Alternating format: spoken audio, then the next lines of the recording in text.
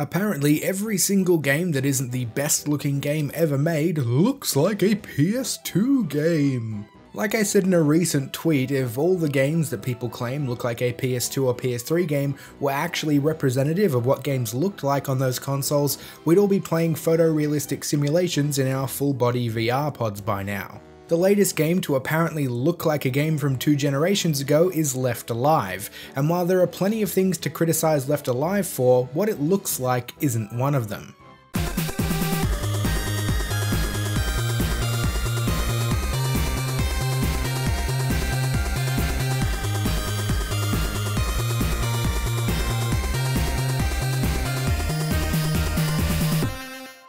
Left Alive is a technical mess. It crashes all the time. The game crashes before the main menu if you have the K-Lite codec pack installed on your computer. You need to fully uninstall it to even play Left Alive. There are also some 40 odd different troubleshooting tips and requirements in order for Left Alive to play even somewhat smoothly. No overclocking at all, not even factory overclocks. Basically every single background program shut down, the complete uninstall of other programs, disabling vertical sync, not running in full screen mode, you name it. After doing a handful of things, I'm able to play a chapter of Left Alive crash-free, but the game still crashes basically after every chapter. You finish one, the next one starts loading, and as soon as it's finished loading, the game crashes. I can then start the game back up and continue as normal until the next chapter. When I'm actually playing the game, I think it looks pretty damn good. There are occasional framerate stutters, but it's mainly when a bunch of new textures are loading, like when you walk out into a big open space. I don't think this should be happening, considering my PC has a 9900K, an RTX 2080 and 32 gigs of RAM, but it's not so bad. I'm guessing that most of these technical issues come down to the choice of engine. Rather than using Unreal Engine 4, which could easily cope with this kind of game, they went with Orochi 4. Which is a fine engine, but generally used for heavily stylized games like World of Final Fantasy and Death End Request. Left Alive has a little bit of stylistic flair, but it's definitely shooting for a more realistic style.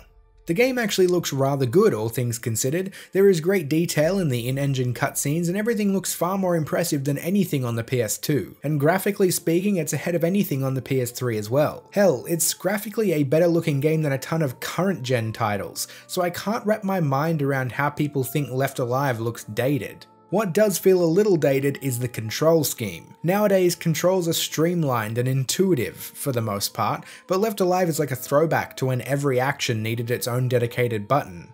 Take cover by pressing E, peek out with W, A or D, hold right click to aim while peeking out, dive from cover by pressing E, jump over the cover by holding W and pressing F, jump on top of it by holding F, open a box with Q, take things out from the box with F, throw a grenade with G, cycle through your main weapon with 2, cycle through your healing weapons with 3, cycle through your thrown weapons with 4, cycle through gadgets with 5, press shift to jog, press shift twice to run, while jogging press C to slide, while not jogging press C to crouch and sneak, reload with R, flashlight with T, get in a Wanza with Q, fire the left hand weapon with left click, fire the right hand weapon with right click, F for one shoulder weapon, G for the other, and on and on and on and on. I don't think I've ever played a game with a more complicated control scheme than Left Alive.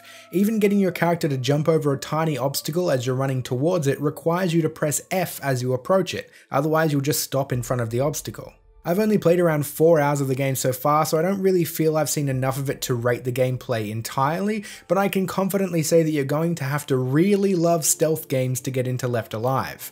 Even on the easiest difficulty, the game is very punishing. You have to pick your battles, observe and plan ahead. It gives this feel of playing a strategy game, but from down on ground level. It's an interesting concept. It's easy to see why the reviews for Left Alive are so bad. It is a technical mess, but when it works, the game seems fine. I think it looks great, and with a little button remapping, it plays fairly good as well. If they iron out the crashes, frame rate dips, and visual glitches, Left Alive is worth checking out. I'm going to keep on attempting to play, and hopefully a patch will hit soon so I can put a review together. In the meantime, if you were thinking of picking it up, just know that it's going to crash. A lot. And that it's especially unforgiving to lower end hardware. I'll update the pinned comment if and when a patch drops. Hopefully we get a few fixes sooner rather than later. Thanks for the liking, subscribing, and the sharing! And I'll see you all soon.